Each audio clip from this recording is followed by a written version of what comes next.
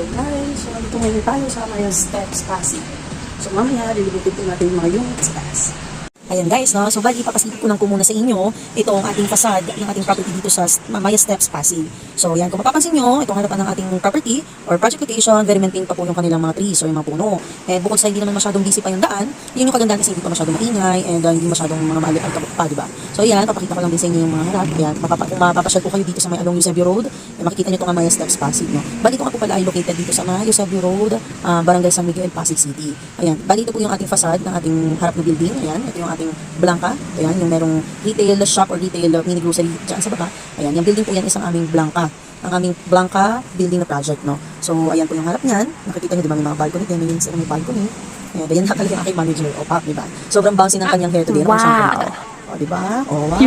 Si Dex. Ano sa akin? Kaya merong hawak na kanin. Anyways, kasi magla-lunch na yan. So, bumili kami ng kanin.